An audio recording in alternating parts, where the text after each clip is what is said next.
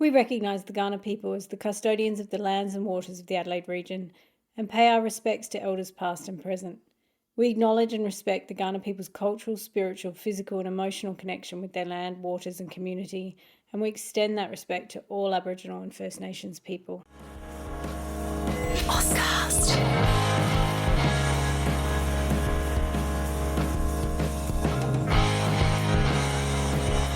Amy And is a podcast that explores all kinds of bookish things, and that can include some pretty adult content.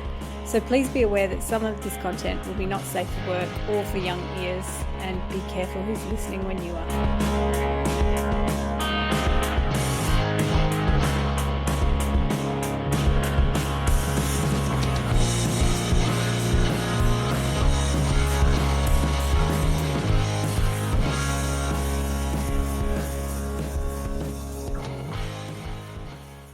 Hello, I'm Amy Matthews. Welcome back to Amy and I'm here today with some of my beloved co-hosts. We have Harry Stewart. Hi. Justina Ashman. Hi. Abby Guy. Hi. Amelia Heffernan. That's me. And Peyton Hogan. Hello.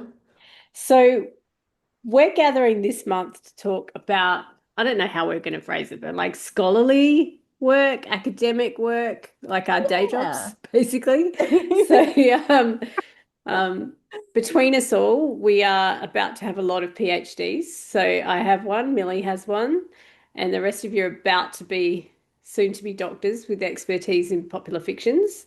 And most of us in our day jobs are researching popular romance studies in some form or other, or have been involved in it. So tonight what we thought we'd do is, in August 2024, we actually convened a symposium with some of our colleagues, and it was attached to the Romance Writers of Australia annual conference. So they had a trope actually conference. And we ran a one-day academic symposium where we had keynotes and special guests and papers and academics and PhD students reading their latest research on popular romance studies. So it covered a lot of ground. Can you guys remember some of the papers? That was a leading question. I can remember people. If you were there, I do remember. I'm just trying to bring the conversation. Sripurna Dada did the arranged marriage trope, which was really interesting. I loved that one. Abby and Justina both delivered papers. Very true. Yeah. Lucy Rouse talked about It Ends With Us, and Colin Melanie Hoover. Sword, who was our book of the month last month. Yes. I don't remember which month. Month before June. No, the month before that, June. They're all blurring together. Was hers titled Where Are All the Blackfellas? Yeah. I think that was that was a good one. It was about Indigenous representation in romance. It was really good. Yeah. And then we had that interactive workshop thing as well. That was fun. That was fun. Oh, yes, that was by... Oh, we're reaching for the name. She's from We're New reaching for the Zealand. name. She's from New Coming to Zealand. me. She was from New Zealand. She was amazing as well, so I feel really bad. No, I'm thinking the name Lauren? Rebecca Stokes. Is that That's it. That's yes, what it was. Yep. The Well name. done. It's the end of the That's day. amazing. We're recording this at the end of a long day. When I Please actually forgive us. remember a name, I feel like a medium because it is so unlike me. I'm like, I'm getting an R. It's Getting coming to me. New Zealand. Yeah, New Zealand. We're like, New Zealand, Kiwi. It saves us from a very like awkward edit afterwards. We do remember you, Becky. Rebecca Stokes. But that workshop was fun as well. That was a nice break as well in the symposium because there was a lot of heavy stuff that we covered in that. Yep. Yeah. And that was Jodi about like McAlister. Sorry. impressions of fiction and stuff. I can't remember exactly what the point was, but it was good fun. Yeah, and there was Yeah. that, like, you know, we all sat down in those groups and we did the character stuff and like Yeah, that was Yeah, good. we talked that about stuff through. movies that we really liked, and Yeah. there was lots of people of different ages, so the Yeah. answers were very different. Especially because we had, how many people did we have in the room, Amy? Like, Oh, it was standing room only. We sold out. So it wasn't a huge room, but for an academic kind of breakout for a conference, it was pretty big. I can't remember now. I feel like it was I feel over like the 80. room, well, I don't think it was that many, but I feel like Yeah, the definitely room not that many. only sat like 45 to 50, and we had a lot more than that. Yeah. Like they were standing around the edges, and people coming in and out. But it was, yeah, I think it shows there's a huge demand and interest in scholarly work on romance. Mm. So Another Oh, Sorry. No, you I thought go. it was still naming papers. Let's keep naming. We also had B do a presentation on sports romance. Yes. And I It's think the best presentations. They're so entertaining. yeah, It's like It was watching a good fun, skit, like a yeah. comedian skit. We can all admit that we had a nightmare putting those PowerPoints up, though, right? you did, Technology. Harry. Yeah, you did, Harry. We were Activating fine. the We just podium had it while in someone was USB. presenting. Oh, it's the worst bit of running a conference ever is the technology, like trying to make sure it works on the day. And our own Abby Guy did all of our stuff for us. Did she She did. not? She always does all our tech stuff. I was I'm- We love her. I'm pointing down because Abby's below me in the screen. Oh, as well. she's below me in my screen. So Yeah, I was Oh, like, I'm talking So we had this day which was incredible. Like there was, as I said, standing room only, and connected to that, we then decided to do a special issue of an academic journal called Text, which is the journal for the Australasian Association of Writing Programs. And so we have a journal special issue on romance coming out in August, which is one reason we decided to make this month Academic Month. And not featured in our publication, but the keynote for our day was Professor Hsu-Ming Teo, who I just love as a human being. I first met her maybe in like 2017-ish at a conference, and I've always found her to be incredibly warm and generous, which was just an added bonus because I've always loved her work. Like she's the kind of romance scholar where, I don't know about you guys, but I open up like the Routledge companion to popular romance studies and I read her work and I'm just like, this is the smartest person I've ever read. Yeah. It's so quite nice, like you intimidating. said. She was so Yeah. nice to us all because we're all up and coming academics, and she was amazing at the symposium. And Yes. she's a co-author on one of the articles in the special issue, but the paper she presented was based on a book chapter she'd already written. Yes, so we couldn't publish it, unfortunately. But what we thought we'd do tonight is actually, because we didn't publish the keynote, we wanted to give some space to the ideas she shared with us at the symposium in 2024. So we're going to look at a couple of her articles. So her paper was on the Australian Convict Romance, and particularly looking at how it functions as a reparation fantasy. And she's written a couple of things on it. So this was drawing from, I believe, her article, The Australian Convict Prostitute Romance, Narrating Social and Sexual Justice for Damned Whores, which was published in the book Conflict and Colonialism in 21st Century Romantic Historical Fiction. Gotta love academic titles. They've got everything in them. It's so specific. Yeah. You But have to be then- specific sorry. because academics are the like core demographic for people who go, actually. Yeah.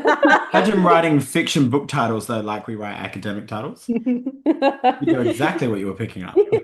And then also in the Routledge Companion to Popular Romance, she also has published an article called Transported for Life, Transported by Love, Love and the Australian Convict Romance Novel. And so there's a lot of ideas in her paper that are kind of evident in both of those pieces. So we thought we'd talk about them tonight.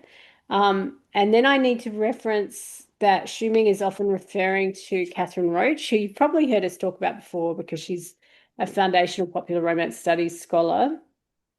And her idea of romance as a reparative fantasy is one that a lot of us work with, and a lot of popular romance studies academics work with, and is kind of Sorry, Amy, foundational. can we stop Yep. there? Can we explain what a reparative fantasy is? Yeah, good one. Thought we would spend most of this on I it thought it because would come up, but yeah, I just I thought will, before I we will get too explain deep it. in it, Yeah. for people who have never heard the term before. Absolutely. So Catherine Roach is professor of New College at Alabama, University of Alabama.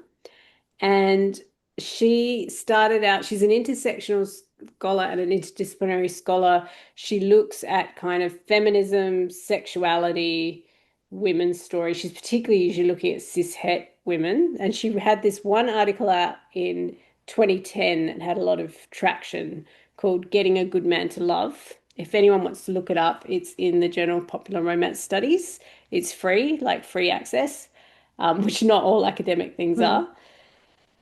So in that article, she kind of laid down an argument about romance stories as mythical stories and about how they're drawing on like a tradition of like quite a Christian tradition of thinking about love as reparative and an eschatology of love, and that love is a kind of active spiritual force.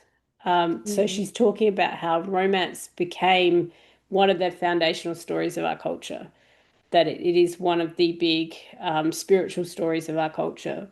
And You want me because to of read a that, quote from the article about that? Because that sounds perfect. so she wrote, by calling romance a cultural narrative here, I mean a guiding story that provides coherence and meaning in many people's lives, a story whose truth value lies in the extent it is held to be true by people who shape their lives around that story, whether consciously or unconsciously.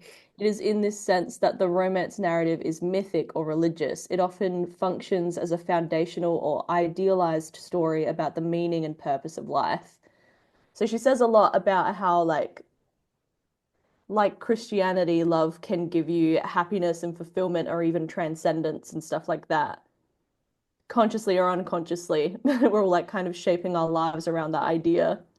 Well, that phrase, like an eschatology of love. Like Yeah. the eschatology is like thinking that's concerned with like the end of things. And because like Roach argues that because the ending of romance novels is so foundational to their structure, to their beginnings as well, that they are doing eschatological work. Yeah.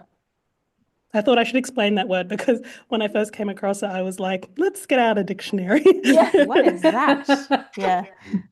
Sometimes I'm really bad when I see a big word. I just sort of glaze over it. And I'm like, I'll figure out what it means eventually, just through context. And You know eventually what I that go, is? no, I can't do that. I don't know Or I what it guess in the means. moment, I'm just like, this is probably what that means, sort of. Yeah. I genuinely think that comes from reading fantasy and sci-fi. Like you see the big word, you're like, the context will Yeah. come. Yep. Yep. Yep. Yep. Definitely. So there's a few things in that quote Peyton read, but around the centrality of it to meaning. And I think, I mean, she was one of the first to kind of just put it into writing, these things that people talk about and think about. And she's gone on to develop her work. Like she had a book out in 2016, kind of developing this article into a full-length monograph. And I remember like it felt like she was saying truth, right? There were these moments where you're like, of course, that's exactly what I've been thinking, but someone's put it into words. So one Yeah. of the things she talks about is how we go to these stories to have kind of wounds healed, like that they make visible wounds heterosexual women experience in patriarchal heterosexual relationships, right? Like that you are in love with someone who has power over you, you desire someone you also fear, that men are kind of the sexual aggressors, they're violent, they're all these things to women, but at the same time, there's sexual desire. There's the desire for this love story where this person is going to value you and kind of treasure you and give meaning to your life. And that core tension is really behind the reparative fantasy. Yeah. Discuss. Go, my children. I'm scrolling through my notes again for another quote. I was just doing the same thing as well. One. While Amy was talking, I was like pressing the button down like reparative That's fantasy. why you gotta have two monitors so you can scroll on the second monitor just really casually. I did, but mine's so far up that I don't want to look like. I'm old, so I've got my printouts here. Oh, I'm nice, older, nice. so I've got my Right. handwritten notes. on my Oh, wow. And I this is love academia. Here's all the different examples of how we've all gone. I've made no notes. And I've scribbled really useful things in the margins, which she won't be able to read my handwriting or any of it because it's blurred. But especially when she was talking about like the religious parallels and the mythic quality of romance, I have such really, really valuable insights, such as, is this Sufjan Stevens song gay or is it about God? Both. So Two things can be true. Yeah. I found a quote because I'm remembering she's so good at describing the paradox of reading romance and the whole idea of desiring your oppressor and how you can possibly find comfort in something like a romance novel when you're in that kind of stuck between a rock and a hard place situation. Pun intended. Yeah. And she writes, the messages to women here are three. You can't fight patriarchy, you must fight patriarchy, and patriarchy will end. All this is encapsulated in the complex happily ever after promise. You will get a good man to love. I think she does a great job of highlighting how complicated and conflicting a lot of this is. But at the same time, I feel like there's almost not enough in there of that. Like there's not enough of questioning it. It just kind of resolves it the idea that patriarchy will end, but it Yeah. doesn't. And in none of the examples Yeah, she yeah. provides does Yeah, it I actually agree. end. It's like Um, how yeah. is this going to happen? Give me more of what's actually going to lead towards this, Well, not just a reparative, like not just a fantasy of it. it actually reminded me a lot of what we talked about in the Romanticy Smut episode with Izzy. And Izzy's very pessimistic view of these like dark alpha romanticy Which I heroes think a as lot of people being will connect with. Mm. Yeah, yeah. yeah. Well, you see the foundations of that kind of thinking in this, especially when she's talking about paranormal romance and the heroes in paranormal. But yeah, it's the idea that that's kind of the best you can hope for. Like I feel like there's almost a pessimism that's being, I mean, I find it pessimistic, this idea that like the way to have this reparative romance with patriarchy is to accept that it can't end, but this is close enough, like getting that proximal power Mm. that you are given by the patriarch who is a good patriarch who loves you Yeah. and is kind to you Yeah. Yeah. I have a is question on that enough. too, around, I think when the way scholarship works is someone kind of puts down a brick and then someone else puts down another one, and then you might take a brick away and then like it builds on itself. But I feel like a lot of this early work, there's still this kind of gender binary operating in the concept of the patriarchy.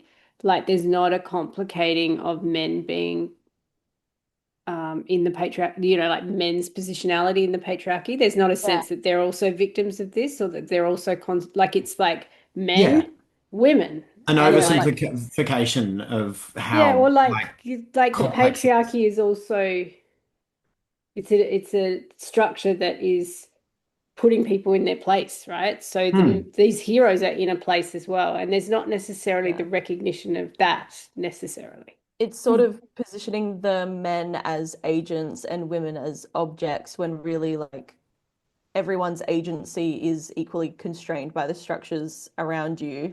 Hmm.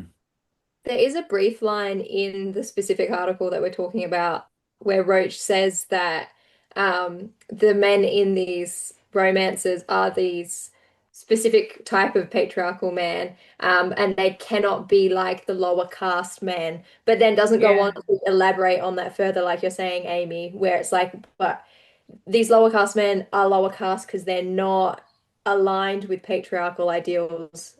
And Hmm. how does are we talking about that in our romances at all? Like, Yeah. why is that man not desirable? Because it's like if you're a woman, then you need the primal patriarch in order to have that protection because a lesser man isn't going to be able to offer it to you, which is, yeah.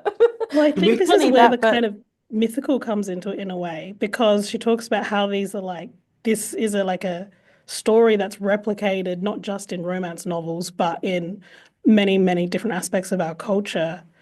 And maybe it is, she does acknowledge that it's this fantasy of this specific type of masculinity that exists in a patriarchal society, but from a female writer and reader perspective in romance novels, it takes that patriarchal, alpha masculinity and turns it into something that is desirable.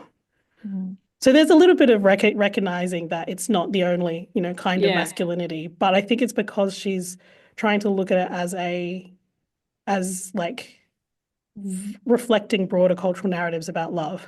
Yeah. And then to be fair, like you only get a certain word count for an article, right? Like you can't put everything in, as we all learn, whereas we have to cut down our articles. There's that's why academic she wrote a constraints. book. Yeah.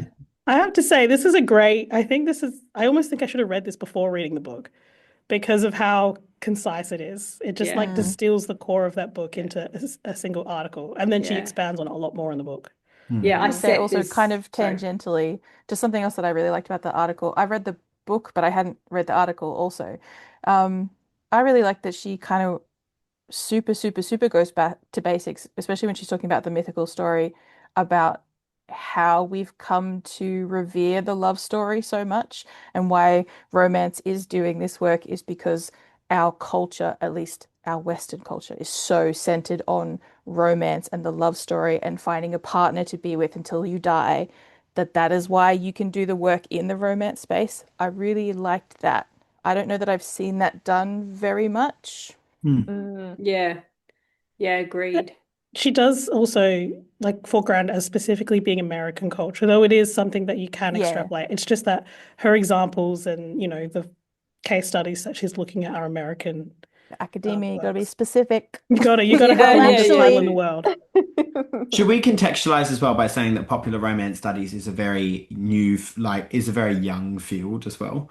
It So is, that, although it's getting less yeah. young by the second, I I have to was going to say, say. when you introduced us saying like here's like five, like, well, two people, Yeah. sorry, in the room here today that have a PhD in this field. Yeah, mine And wasn't in this, but it Mine has since also oh wasn't yeah, in but you become this, know, but you're an expert, But let's be we're honest. like redeploying our PhDs. And then Um, people like three up and coming people that this is whilst like you're right, it's feeling a little bit more like a going into middle age with popular romance studies, that there's still a lot of these foundational studies that are growing and learning, like you said, brick by yeah, brick. there was a So lot of foundational work that needed doing. And there's still a lot of foundational work that needed doing. But so Pamela Regis's book was like the first foundational kind of. I mean, there were some earlier ones like Tanya Modleski and others talking about romance, but the defining of romance kind of happened around 2003. But that's like 22 years ago now. So we are sort of seeing it And like also when grow. you think about the way what we think of as the popular romance genre, that's also a really young genre. So it yeah. It kind of is. stands to Yeah. reason that the scholarship around it is also like emerging. Hmm. Yeah. younger A and lot of also what we're always saying. changing, right? So you're So always going to be fast. just catching up with the scholarship as well. Hmm. And because it's so like, I'm going to use scare quotes for those listening, not watching, disposable, right? It's a disposable commercial, high turnover kind of culture. Um, a lot of things get lost very quickly. I Like there's should not mention though that archival. that's a good tie into like Jodi McAlister, who is the author of our book of the month and is also a romance scholar. Um, her her paper that she co-wrote a paper that is in the special issue and was presented at the symposium with Amy Burgess Verge, about yeah. the blockbuster, and that's doing that work of finding these books that are considered disposable, that are hugely popular, and then could be lost without, Mm. having a focus put back on them. Yeah. Yeah. If anyone's interested in this, Sarah McLean, the romance author, who is also going to be at Romance Writers of Australia this year, has a podcast called Fated Mates. And I've forgotten who the co-presenter is, but she's been an editor and she's quite famous.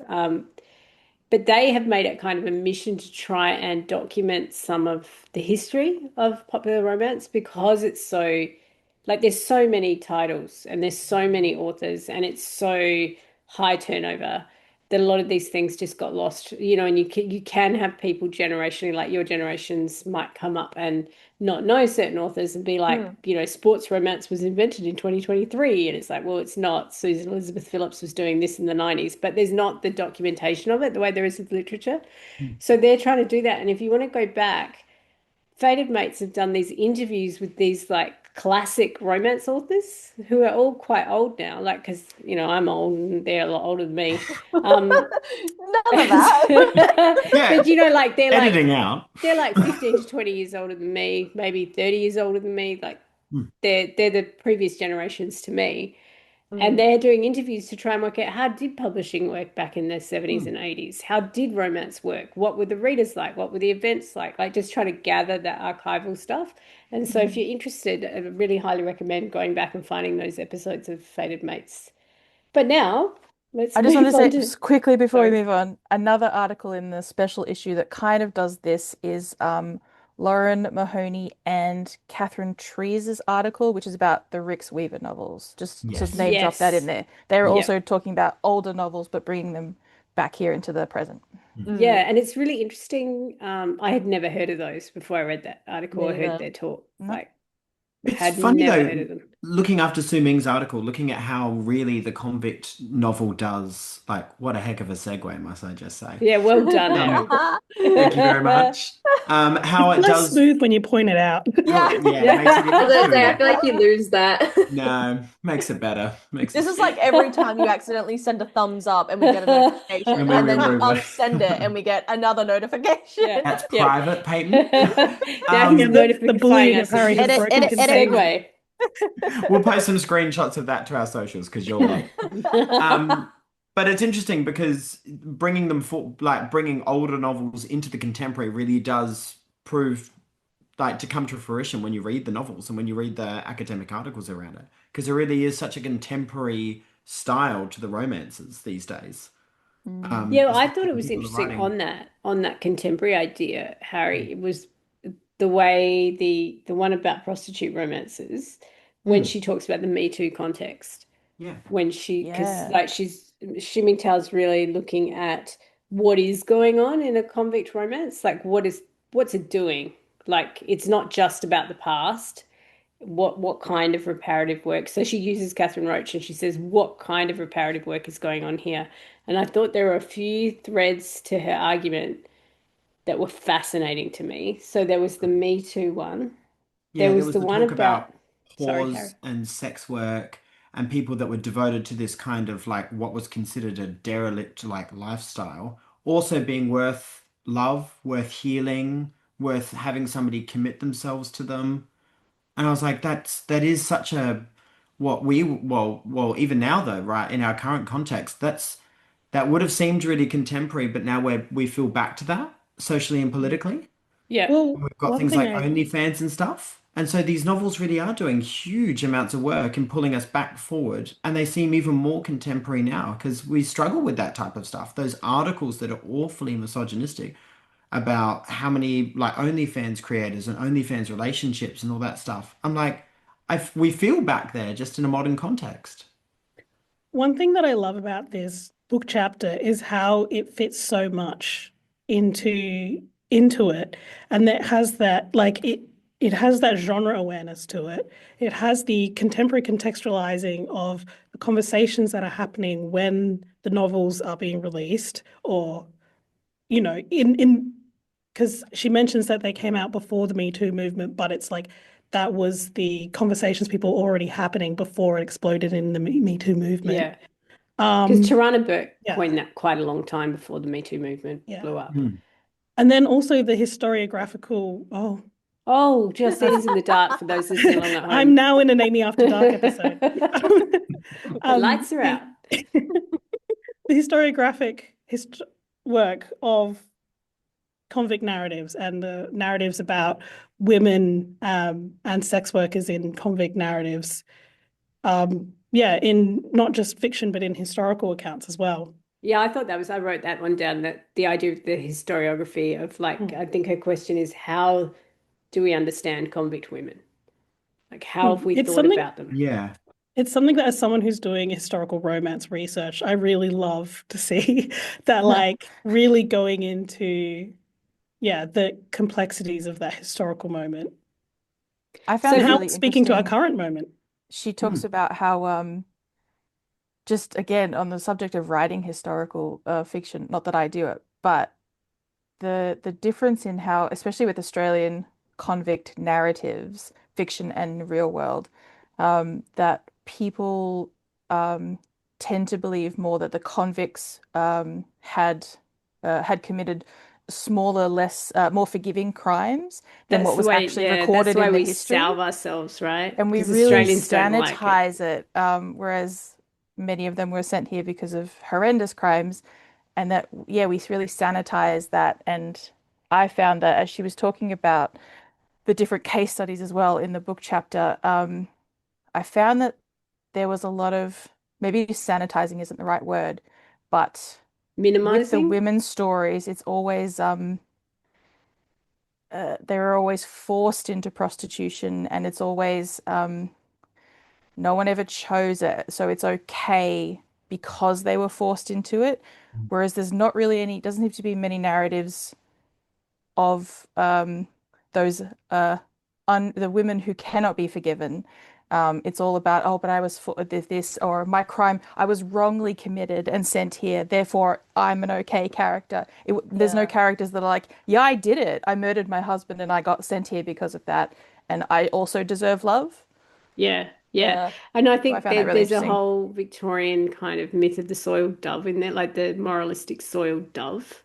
Yeah. That idea that the good, pure woman who has had misfortune is the one that can find love. Yeah. Yeah. I Yeah. love that the author of the original novels had such a sensitivity to class, but I feel like maybe that's something that's unavoidable in the Australian convict time period because of course everyone, not everyone, but like the vast majority of people here would have been working class.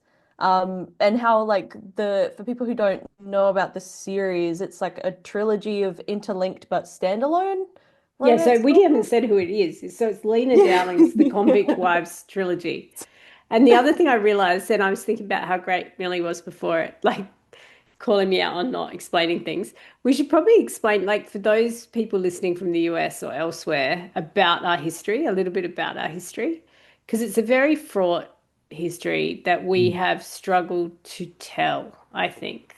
And we've kind of come to Yeah. terms with elements of things, but not the whole picture, Yeah, struggled to tell accurately, I think we should Yeah. say. or at all. So, Or at all, yeah. yeah, when I was growing up, Australia really, like around the bicentennial, 1988, they really swept the convict stuff under the rug. It Hmm. was like Wow. not a story people wanted to tell. And there was more of a focus on colonial settlement and the impact on Indigenous people and reparations for that and or not, discussions Mm. about treaty. There was all that kind of stuff. But it's only been quite recently that people want to grapple with convict history. Like I think particularly in the states that had significant convict history, so New South Wales, Tasmania, um, there's always was a sense until recently that people didn't own up if they had convicts in their heritage, right? Yeah. Yeah. Whereas now Yeah. people are reasonably proud of saying, I did have a convict in my heritage. I did. And we're from South Australia at the moment. Not all of us are from South Australia, but we're in South Australia at the moment. And there's a running joke among South Australians that the first thing they say when they're from South Australia about history was, well, we were the first free settled state. Yeah. We didn't have convicts. Like it's like a point of Which pride, right? I think is a weird thing to be proud It about, is pretty I weird. to be know. honest. But it is like Uh, it's like a thing that it's like there's this distancing from the convicts. Yeah, they Like say this and is why we speak so eloquently, why we speak more like like the yeah. British, and all. Yeah, we And it say wouldn't things have even differently. Oh, it's been because you're the free settlers. it wouldn't have even been that clean cut. Like, of course, people have been traveling all over the country for centuries. So, like, I'm pretty sure we can't really avoid it at this yeah, no, point. not at all. Mm. It's like Yeah, such a weird moralistic kind we of make it sound like thing. it's literally like borders, and it was like, Yeah. Yeah. So I think as we grappled with convict history, like there are so many Victorian era narratives, like Dickens era narratives that we have around convicts. Um, that are, Hsu-Ming Tao's talking about often damned whores and God's police, that pivotal text, and thinking about how we understand convict women. I mean, women in the colony have fallen into those two camps, basically. You're a whore or you're a hmm, good woman, and that's it. Mm, Well, that was something I found super interesting about the more historiographical aspects of the chapter was that that dive into the state-sanctioned prostitution of mm, convict women, um, which some of the texts from like what the thinking arguments were at the time are astoundingly hmm. uh, misogynistic and astoundingly like colonialist. The Anyway, presumptions that they were making because they just could, like, they could just presume men would be able to use whoever they wanted to do whatever they wanted. also, hmm, there was Really, a quote about them original, or like have thinking that the men can just you know quote unquote have relations with Indigenous women. But then that was stymied because Oh, I lo and know. behold, that was not something they were interested in. We'll just bring in the Polynesian women. And We'll it's go and this like steal some Polynesian women and bring them in for them. entitled ownership over women and over Indigenous peoples, and this entitlement over the whole place that I found so interesting. And then the like founding, like those founders like Macquarie, who were like wanting to encourage marriages to rehabilitate the like image of the colony and to create a more stable, settled colony. I found it so interesting because I was like, oh, marriage, this is the colonial project Yeah, of, yeah. Yeah. of like Yeah. heteropatriarchal There's relations. And the the fact that like they would stoop so low as to marry prostitutes or women who had been having Yeah. relations because they had no choice because there was whatever it is 4 men to every woman. Oh, and then by I 1820, it guess I said better 9 marry a men. prostitute then. 9 men to every woman by 1820. Have you guys read Cargo of Women or any of those books about convict women? The no. first ship carrying women, it's appalling. First of all, they're raped on the ship by the redcoats. But then basically there weren't enough redcoats to keep the convicts under control. So it was a madhouse, right? When they first landed, everyone's starving. It's difficult. The first boat of women turn up and the governor's like, we can't control this. Like these men are starved for sex, right? Like the patriarchal idea that men can't control themselves. They just let the women off and let them all be gang raped. Like just let it happen because you can't control the men. So it's like that is the history of convict women's settlement in Australia. So I think what Hsu-Ming Teo is kind of getting at is we've got this very dark, brutal history. And she talks in, I think it's in Transported for Life, that article, she talks about there's a binary going on in our storytelling of Australia between very bleak, very tragic, very brutal, or completely idealized and soft focus. Yeah. And there's I was no gonna say, kind of gray space. I have the quote that both of you guys are referencing here, which says, which is in Transported for Life. She says, as Australian feminist scholars have shown, gender relations in the early colony at Sydney were characterized by the sexual exploitation of convict women by other convict men, as well as the naval and military officers in charge of women's punishment and servitude, but also their well-being. In an attempt to clean up the morals of the colony, convicts were encouraged to marry. Convict women believed that marriage would provide simply protection and an escape from total destitution. And shit. Do you think, I was just thinking as you were talking, Amy, and again, I'm not an expert in Westerns, as we learned last month, but does that also sound a little bit like how people deal with Westerns too? Because I feel like they're on either end of the spectrum. Either it's really bleak, all It's that like violence that we Deadwood, talked about, or it's Calamity like Jane. completely, or it's Yeah. exactly. You can What have great Swearingen examples. or Doris Day. That is It's it. either Yellowstone or Yeah. I can't think of a contemporary one. Yeah. No, it's totally true. But And even in Calamity Jane, that- something like that, there is like it's idealized, but there's still the violence and the threat of violence, right? And do you think that that has something to do with how we try to deal with our very fraught histories? I think that leads me to one of the things that I found most exciting about this approach to reparative romance was that thinking of as reparative of the genre, because it starts in that familiar The rake. the familiar realm I of the love that Regency you brought this romance. up because it's like And then brings it into Australia's convict history, which I find that it links it back to what you were talking about in our Western Month, Amy, about how when you're in that settler colonial historical moment, the violence of colonialism and the violence of these structures are so present that I feel like Regency romance separates itself from through distance. And so then it puts you in that moment, which does such interesting things. Yeah. Yeah, You can't live in that world of ballrooms and chandeliers and glasses. You're in it. Without the That's colony right. And you supporting can't everything. You can't have that virginal innocent heroine in that context, right? She's knowing, like even if she's not a sexually active person, which she probably was, she's knowing of it. she's not like a total innocent. I really loved that, Justine. I'm glad you brought it up because towards the end of the article she talks about how the reparative fantasy is demanding reparation from Regency romance.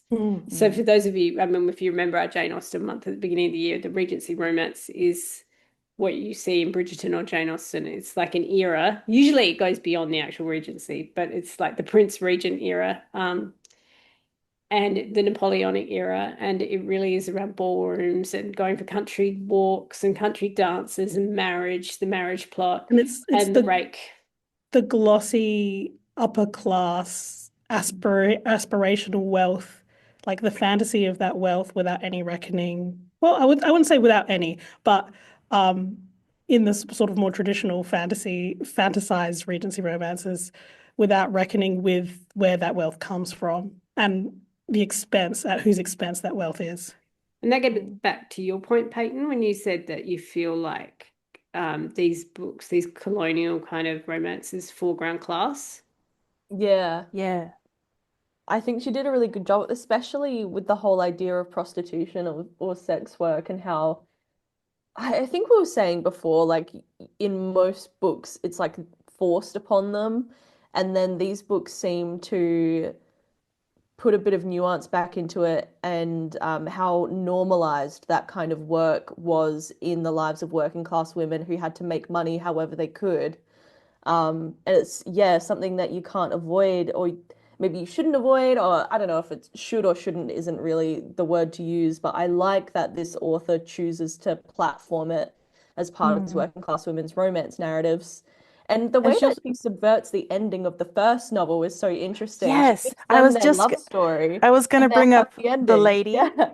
Not the ending, but that's such a good point. But she also deals with class. I felt it was so interesting that bit about, and I remember Hsu-Ming talking about it in her keynote because I was like, whoa, hang on, what with the lady, is it Lady Anthea, who tries to seduce the stable boy Yes. and talking about class, even with that, like the upper class woman and the working class stable. I was like, that's so interesting that that does that in the first book of the series. But Yeah. yes, I have a the quote. ending of the first pairing is so interesting. Yeah. And then it unravels. It's like, Yeah. I have a quote about the class that I wanted to read out. It says, the Give trilogy it to us. explores the significant differences between a liberal feminist position, which campaigns for the right of well-educated and socially secure women to access the same economic and professional opportunities as men, and a feminism that focuses on the needs of women who have no choice but to work. I thought that was really interesting because it's like, yeah, this is like a feminist reparation, but it's expanding to looking at that class difference. And by the way, I it's feel like something it's we so need. relevant. Yeah, it's something so we need to relevant be to talking now. about more because like I find so many women, they're like I don't know if it's the whole like girl culture coming back, I'm just a girl thing, but when people say things like, oh, I'm so exhausted all the time, and then I realize it's because I'm not meant for this life. I'm meant to be, Oh, in this era doing this sure, thing or whatever. sure. Like you would have been working. Like why are you Yeah. identifying automatically with the most privileged class of I women know I wouldn't be. in I'd those be digging times? up potatoes, blacking a stove. I'd be doing something horrible. Yep. Yeah. Like Monty Python when they're like digging up mud. That would be me. And like the opposite of the spectrum, right, is like that girl boss feminism of like, well, we've reached peak feminism because now I can have everything that a man has. It's like, I don't know that that's the ideal I think either. so. This is my kind of fundamental issue that I have with the reparative romance as a like, yeah, as a theory of how romance can do feminist work, is because I feel like the fact that it is so dependent on that proximal power to patriarchy that I find so difficult to contend with. And I know that it's like it's a messy entanglement, but I love how this chapter really kind of starts to untangle that and look Yeah. at the different nuances of it.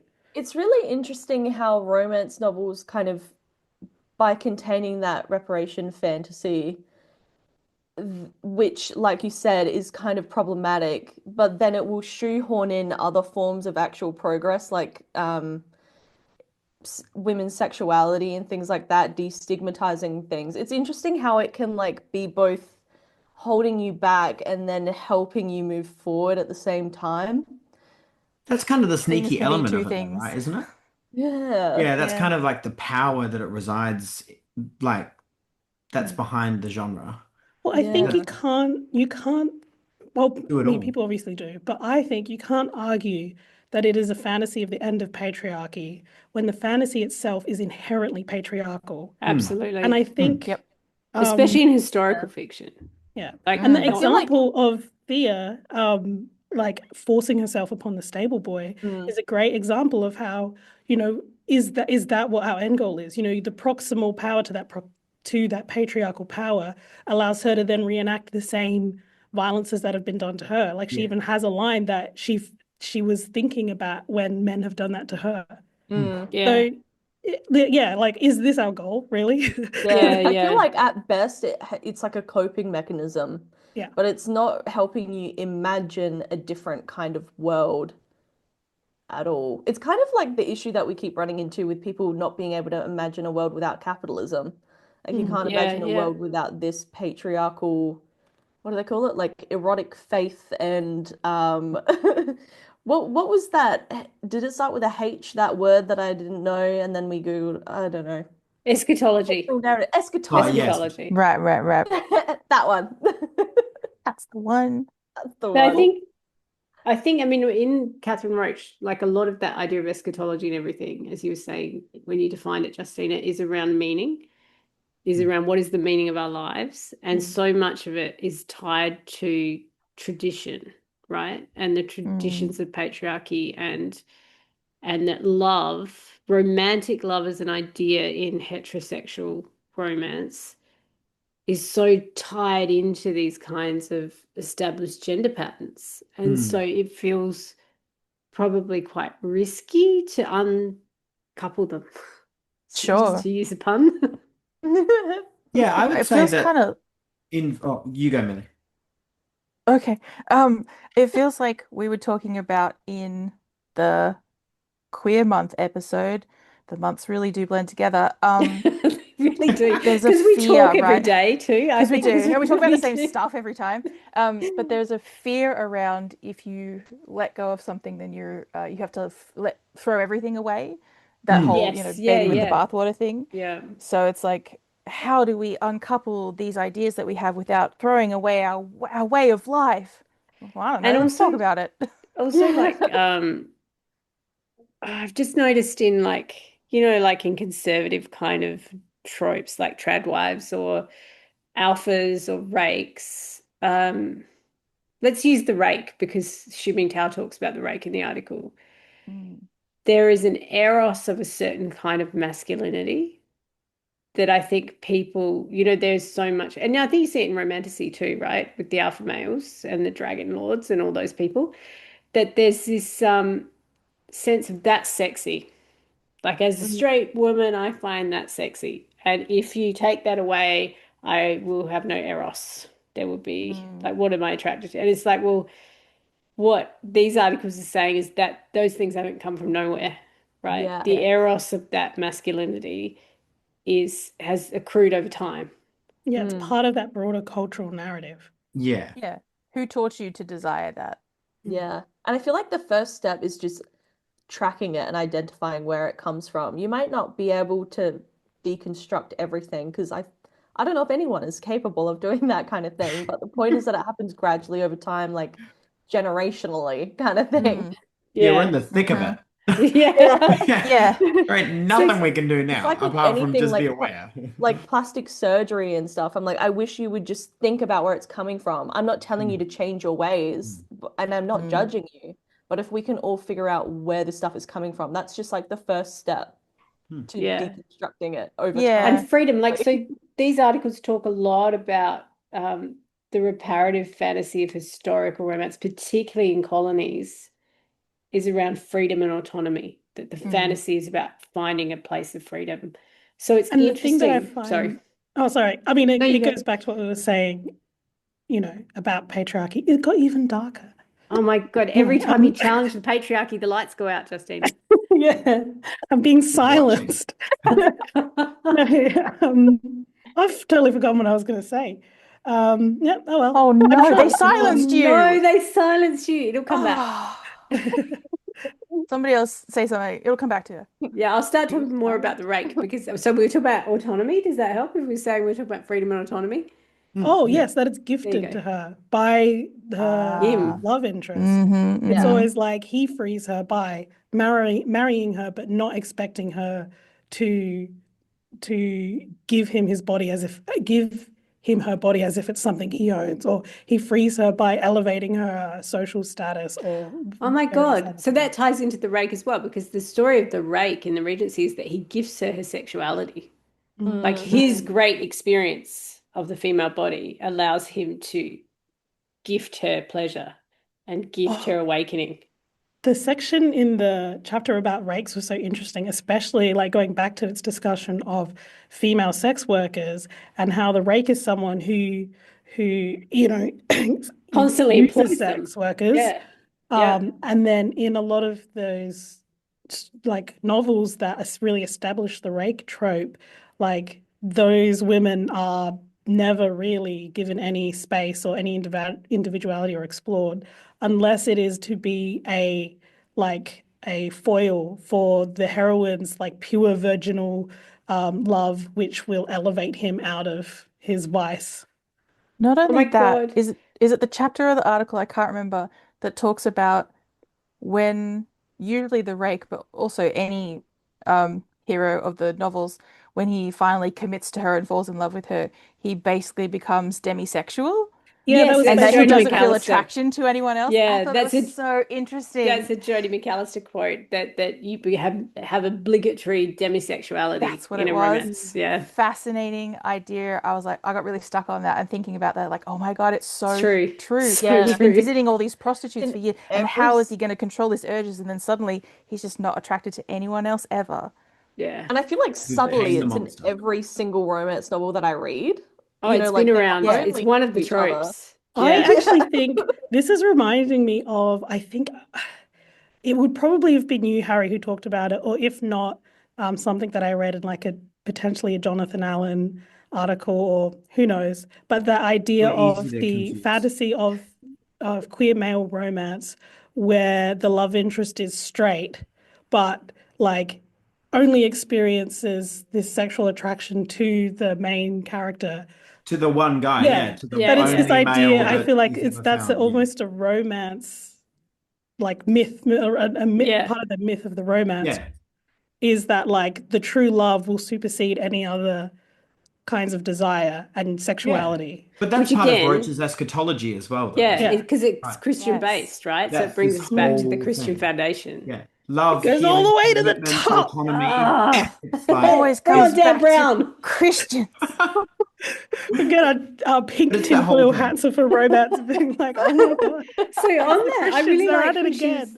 again. So Justin, when you're talking about the rake, is always engaging with sex workers, always like courtesans, mistresses, like there's always that use of these women, but there's not love in it, and there's not valuing her as a person. I really like there's a kind of discussion of the rake as rapist, like going all the way back through, particularly in historical fiction, and making that super clear, I think.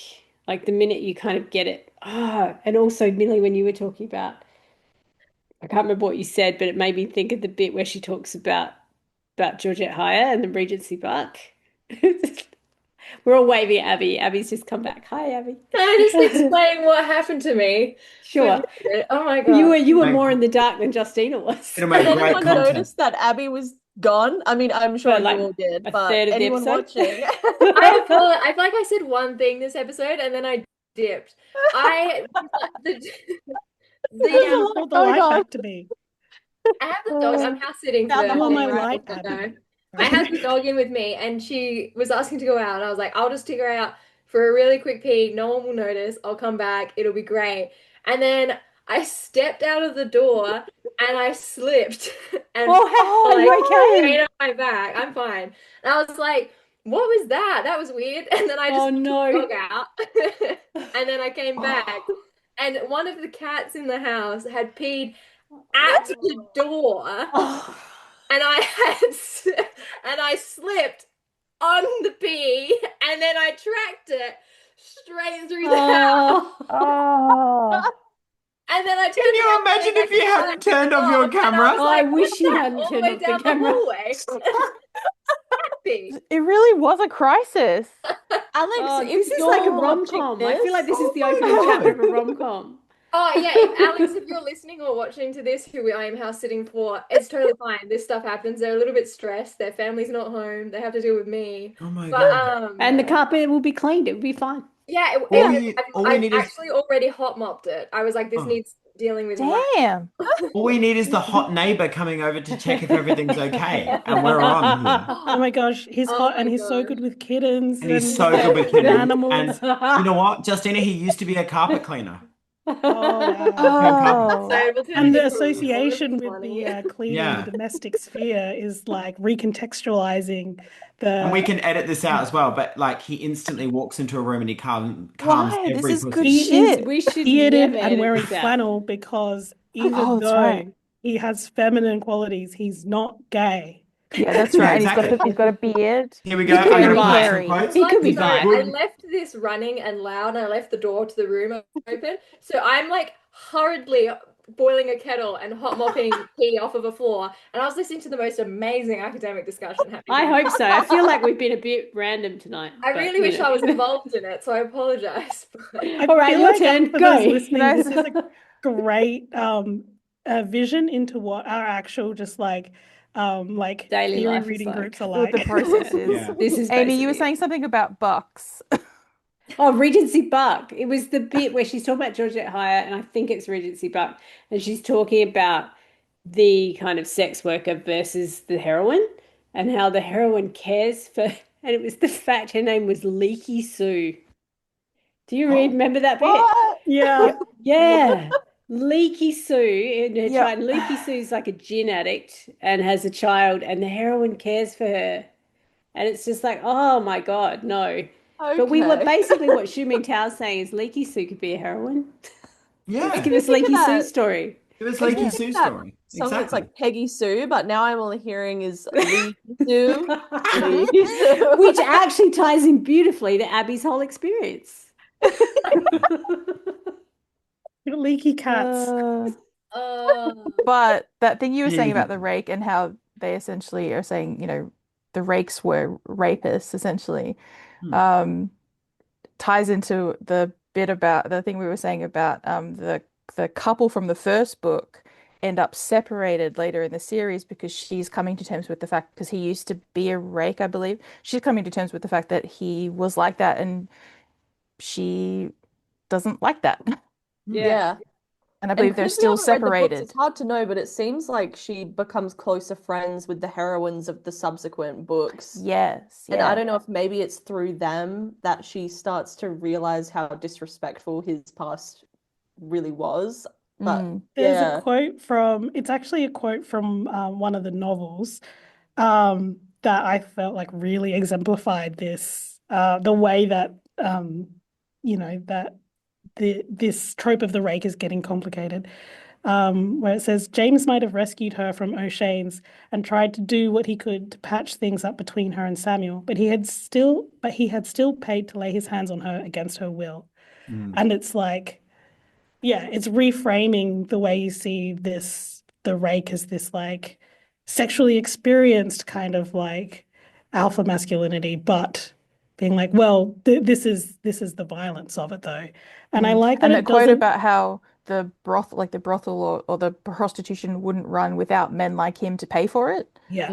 I thought was a good quote as well. And I I like wonder- that sorry. even though it's kind of like, oh, he's doing this thing that is sort of like helpful. He's gifting her in some ways that proximal power by helping her in this situation where he has more power than her. But it's like she can recognize that and still not be like, oh, I'm so grateful for like, and still hold him accountable for the way that he participates in Yeah. violent patriarchy. Yeah, but it's Which the I way think, that. sorry. No, you go, Amy. No, you go, Harry. I've talked enough. What? I would say that that's just like that's the showing of that paradoxical relationship that she talks about though, where they're like, well, they desire them, but they fear them, and that they never really like come to terms with how the desire and the fear goes, but that the point of the narrative is that that in the end they do almost that they understand that there's a difference between those two ideas and that And it's it's context based. Well, like it's setting based and all the awful patriarchal like shit that these fucking people, these men inflict, like puts those judgment scales up, I guess. And that's the contemporary element of it. Well, that's what I take from it. Is the contemporary element is the understanding more but from I the. guess I'm wondering, I've just you really sparked a thought there, and I was thinking about something Justina said before around the reparation, like the reparative fantasy. How reparative is it if we're still in patriarchy? Hmm. But about maybe what I'm thinking is what's the extent of the reparation? Do you know, like Hmm. living in a settler colony, we're very used to a very dark history and this feeling that things should be named and recognized. And we, with wicked problems, you can't solve them. They're almost insoluble in many ways. You can improve it, but we can't go change the past. But if we're thinking about, sorry, my crazy mind was leaping around. So I'm just going to tell you all the crazy bits and then you can try and help me put it together. Um, I was thinking as well when you were talking about his past in the book and about how she has to grapple with it, about that is the nature of relationships in our current moment, right? And I whether you're agree. queer, straight, whatever. But I was thinking, even with pornography, that the majority of people participate in online pornography. And, the recent studies of pornography are there's a huge amount of child exploitation material on there. There's a huge amount of sexual slavery on there. There's a huge amount of really compromised shit that most people are participating in.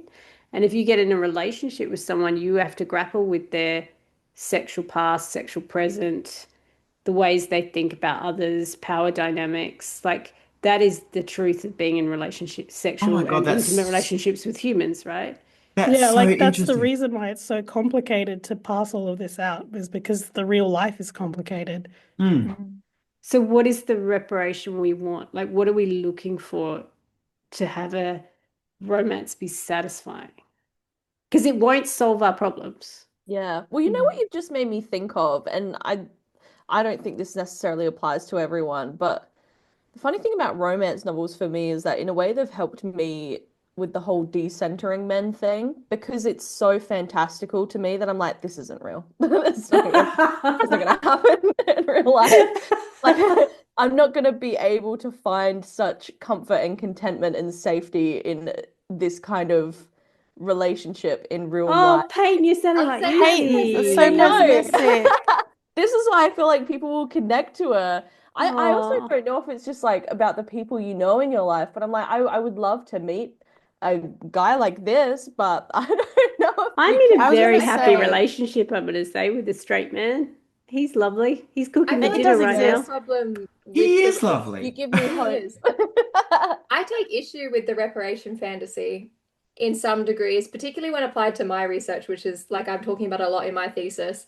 But I take issue with it because we talk about how nice these men are and how lovely, but the standard for them, in my opinion, like it's a Low romance novel, it's bar. supposed to be Hmm. like the epitome of romance, but the standard is so low. Like he didn't rape her. Woo! Yeah, the Like, standard is generalized, right? He apologized after raping her. You Yeah. yeah, slut. like the standard is so low. And so in my mind, opposite to Peyton, I'm like, I can find a man way better than this in real life.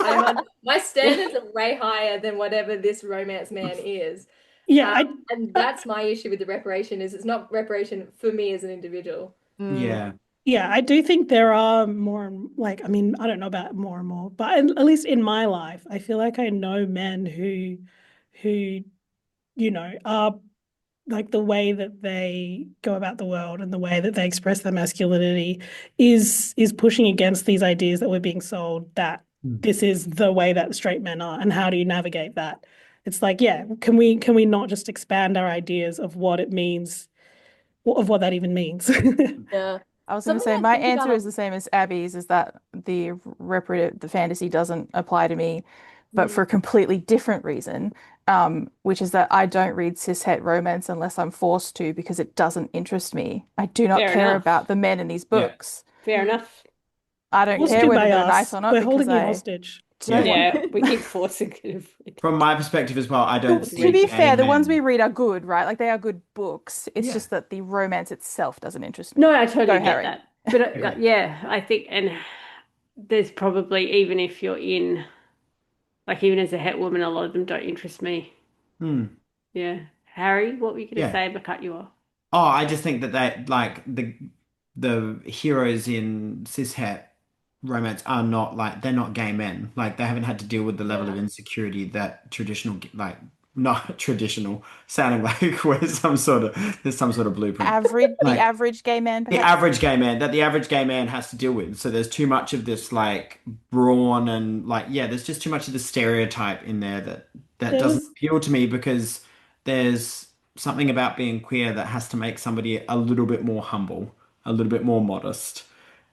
Because majority of the world can't stand us. So you have to do, there's a lack of I don't know brawn and brain that make these people who they are. And I always Because just they've find it already a bit had to, flat.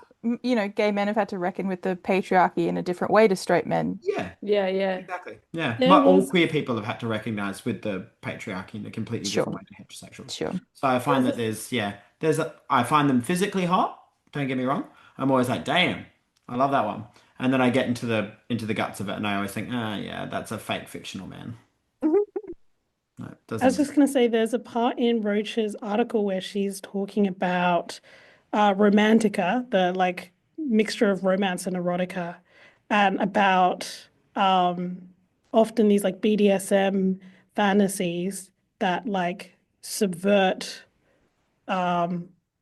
this idea of like a man dominating a woman by having him be submissive to her. And there was like a few quotes from it about like, that like, oh, he's doing this, but he's not emasculated by her strength. And he's not, he's a real man is like vulnerable and blah, blah, blah. And I found that language so interesting because it's like, is this pushing back against patriarchy, or is the fact that emasculation is the worst thing that can happen to someone like a man? Yeah, yeah, yeah. It is still active in those fantasies of subversion being like, no, no, no, no, but I'm not emasculated. You've Like just the made me idea think. that being accepting of like femininity, being accepting of different genders, and being accepting of queer people is in the context of straight men is reliant on them being secure in their masculinity. And I'm Yeah. like, I don't know, man. What you Maybe said we should has threaten made their me think of masculinity more. something. I'm sorry if this is a leap away from your saying, and maybe you can help me find the bridge between the two. But this is like whenever people try to talk about how we need to create or brainstorm like a healthier, more balanced masculinity for boys to look up to. I struggle with it so much because I feel like you're still talking about masculinity as a binary thing, Yeah, but like yeah. anytime you try to define it, you are just going to be talking about human qualities that everyone should have. Like I don't understand. Yeah, So how can yeah. something be emasculating or whatever when like you're just human? I don't get I it. agree. I think it should be about personhood. And I Yeah. and I Yeah. don't think a pure like subversion of that power dynamic is actually doing anything truly subversive about patriarchy. It is literally recreating it, but in a different like I mean, because I have a very like social constructionist idea of gender, like, but with a different arbitrary gender as the one that's powerful. Yeah. Like it's the And Yes. there's same something to be dynamic just being replicated over and over.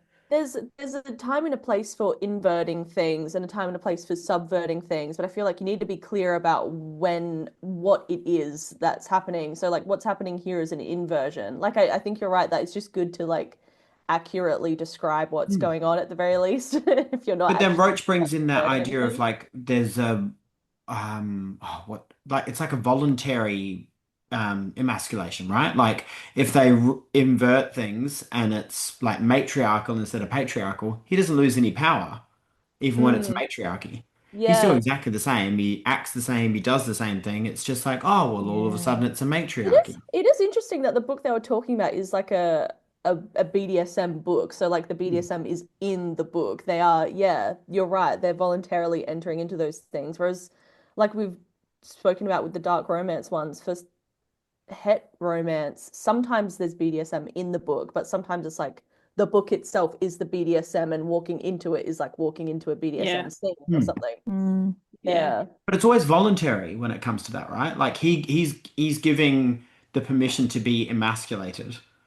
And then Yeah. once Yeah, that's he's ended, it always kind of he's still seems like gifting it's her done. that she's still allowed to Yeah. emasculate him. And he's Yeah, not it's actually emasculated because it's pretend, and he takes it back Yeah. when he's done. Mm. Yeah, yeah, it's all just And he can take it play, back anytime he wants. but that's it's right. never the other way around. And it's the It's same with the interesting in the convict way stuff. that maybe in the same way that like colonial romances are foregrounding colonialism and class and violence in our history, like BDSM romances, BDSM erotica are foregrounding power dynamics in a way that you can't avoid. You have to like address them, even if it's Yep. messy and complicated and imperfect. Mm. Which they always are. Yeah. But isn't I it will odd- say I place to come stop, so guys, strong on here because as if we- I have the answers. I don't. You do. We've gone like No, way I over mean- time. You guys I are was so gonna say- interesting. We're way over time. Oh. I'm sure there's some trimming we can do, Can I but just say not one? Abby's adventure. That's got No, to that has stay. to stay That in. stays. So important. Otherwise, my lack of any sort of conversation.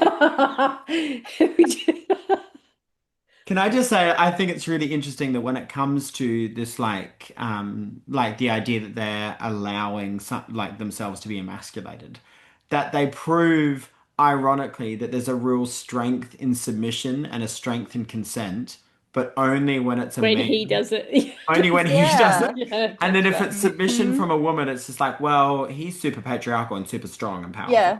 You can take And you're it just on kinda the like, what the from a fuck? woman, Like, but there's a man this- has to get it. Yeah, literally. There's this huge hypocrisy that happens just because it's the man that's doing it.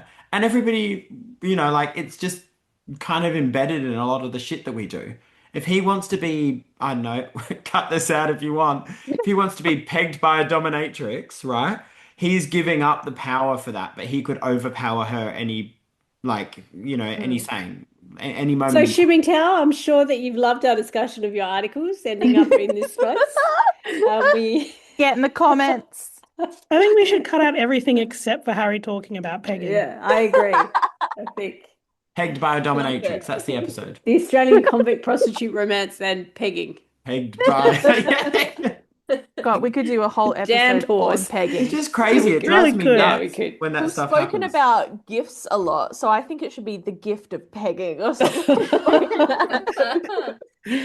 I missed some of these conversations. So. No, It'll be great to No, that listen one this is comment was really- the whole thing. This is Oh it. no, yeah. How did they Anyway, peg thanks. back then? I don't think it's a modern Amy's so invention. hard trying to wrap us up so hard. So, basically, if you're listening along at home, this is what our reading groups are like. Wildly appropriate. Obviously, far more appropriate when we're on the university's time, right, guys? Like, I'm Yes, not having exactly. this. Oh, absolutely. Always on topic. Always on topic. I mean, I'm on the university's premises. Oh, yeah, there you go. Oh, But thanks for joining us. If you're interested, our special issue will be out. Hopefully, by the time you're listening to this, it's out in July. So it's with it's Text, which is the Australasian Association of Writing Programs journal, and the special issue I think has a really naff name of "Isn't It Romantic?" But you can find most of the contributors to our symposium from last year have articles in there, including some of our special people here today, or short stories. I think Harry's in there, Abby's in there, Peyton's in there, I'm in there. And of course, Hsu-Ming Teo doesn't have her convict work in there, but she, with Alexandra Mulvey, has a piece on masculinities in sports romance. So if you're interested in sports romance, that's a great one. And our Book of the Month author is also in there. That's right. So Jodi McAlister and Amy Burge have a piece in there about bonkbusters. And our Book of the Month, just to remind you, is Jodi McAlister's, what's it called again? Academic Rivals? Something like An that. academic affair. An academic affair. See, this is where I'm at. I'm at the end of a very long day of marking a lot of essays. So we're going to be interviewing Jodi next week. So if you want to tune in next week, we'll be interviewing Jodi about an academic affair. fair. I almost got it wrong again.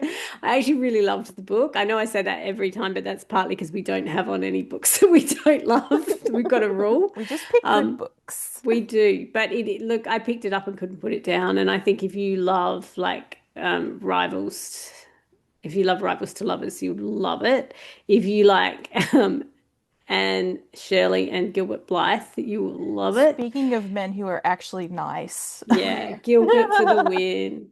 And if you love fake marriage, like this way, it's got a really good fake marriage in this where they're pretending to be married to take up academic posts at a university. It's so much fun. So you can look for Jodi McAlister's book now, and we'll be talking to her next week. And I'd like to thank Harry, Justina, Abby, Millie, and Peyton for joining me for a long, rambling, wonderful discussion about scholarly work. And thank you to Professor Hsu-Ming Teo from Macquarie University. We loved your keynote. We love your work.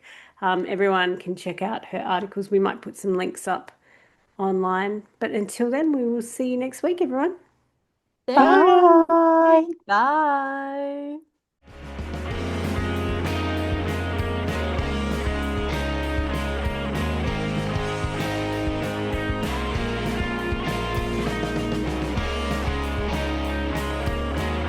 And is hosted by Amy Matthews, Abby Guy, Peyton Hogan, Justina Ashman, Harry Stewart, and Millie Heffernan. This podcast is recorded on Gardenland with music by Anthony Wignall and Mass Wisteria. Our logos and branding are designed by Abby Guy. This episode was edited by Harry Stewart.